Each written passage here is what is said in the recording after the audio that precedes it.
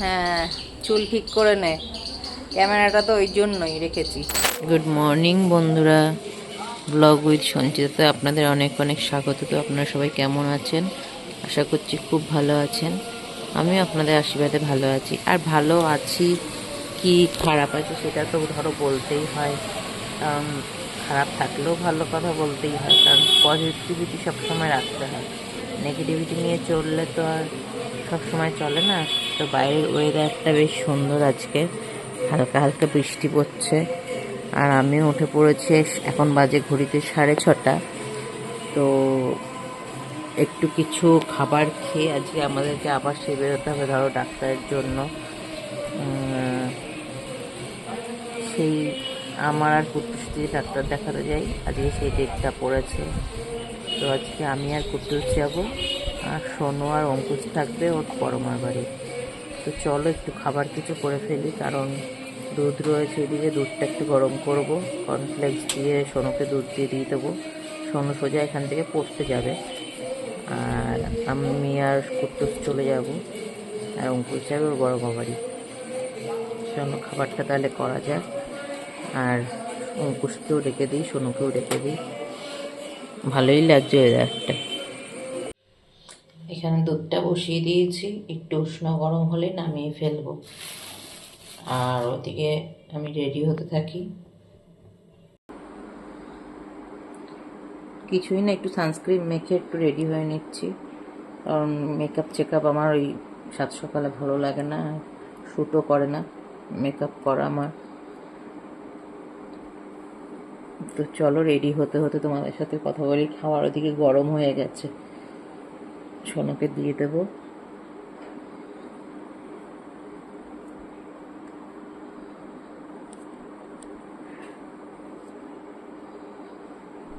আমরা রেডিও হয়ে গেছি, অঙ্কুশকে তুলবো, কারণ পুজোটা দিয়ে তারপরে বেরোবে অঙ্কুশ। 8:10 ট্রেন। পুজো না দিয়ে তো ঘর থেকে বেরোনো যাবে না। এখন 7টা বেজে গেছে। শোনো, ওইগুলো কর। আমি রেডি হয়ে গেছি, ঘড়িটা পরবো আর চশমাটা নেব, হয়ে যাবে। চলো ঘড়ি নিয়ে নিই, আর এই যে চশমা। আজকে যা ওয়েদার, মনে হয় না সানগ্লাস লাগবে।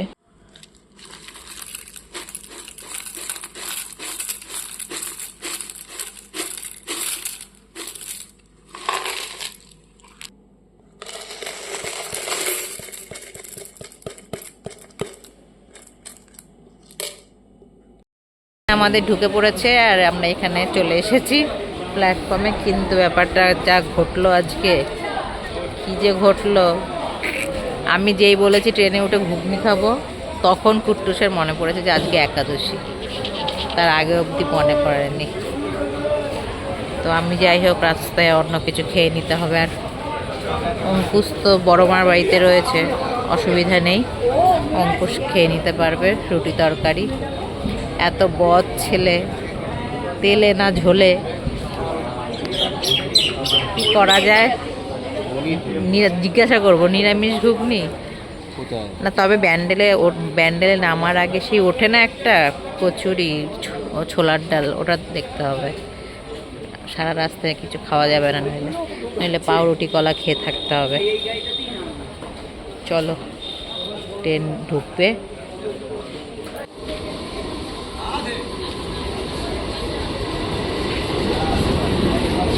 ডালপুরি এসছে, ডালপুরি খেয়ে নি, নইলে আর পরে খাবার জুটবে না কপালে।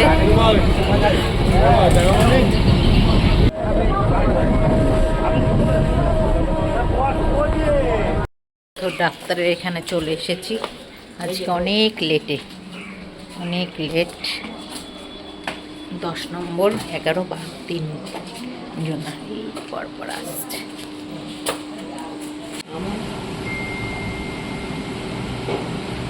না সবাই ঢুকলাম।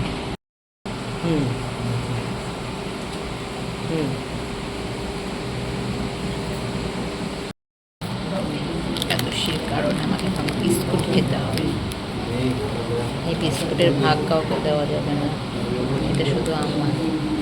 আমি এখন বিস্কুট খেয়ে একটু জল খাবো, কারণ যেহেতু একাদশী। ট্রেনে তো ডাল পুরি খেলাম, সেটা তোমাদের সাথে শেয়ার করা হয়েছে কিনা আমার মনে নেই। এটা এখন খেয়ে জল খাবো। হ্যাঁ, চুল ঠিক করে নে, ক্যামেরাটা তো ওই জন্যই রেখেছি। তো আমাদের সবার ডাক্তার দেখানো কমপ্লিট। তো গলিটা দেখে চিনতেই পারছো, এই যে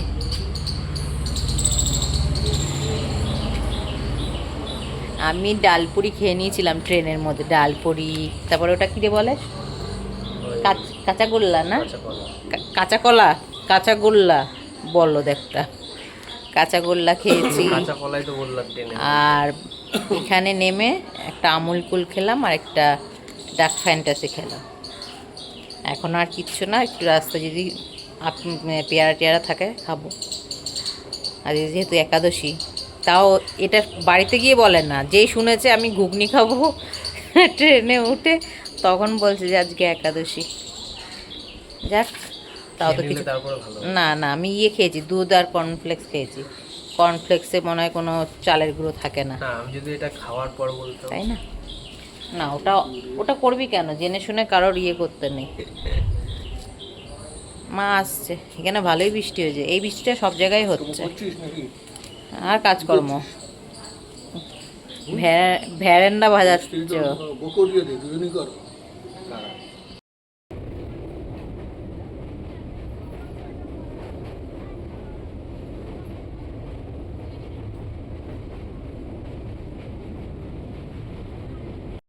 তুই আমার থেকে বেশি জানিস না, চলে আয়, বলদগিরি করিস না, তোকে বলদ বলবে।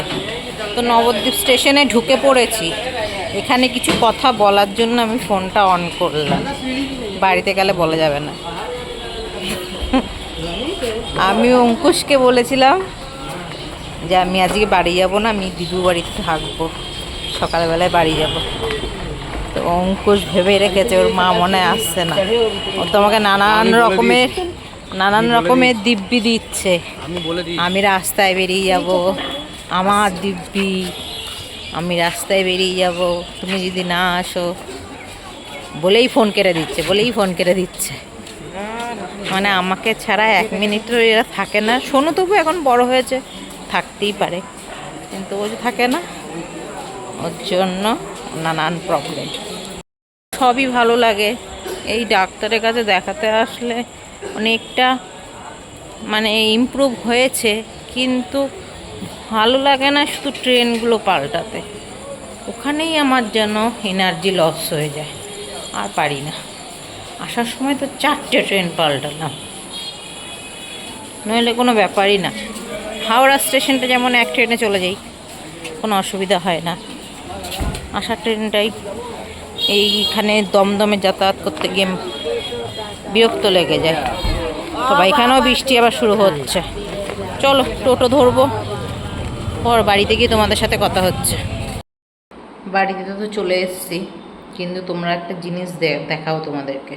মানে আমার মা ব্যাগের মধ্যে যা পেরেছে তাই ঢুকিয়েছে, ব্যাক ক্যামেরা করে দেখাচ্ছি।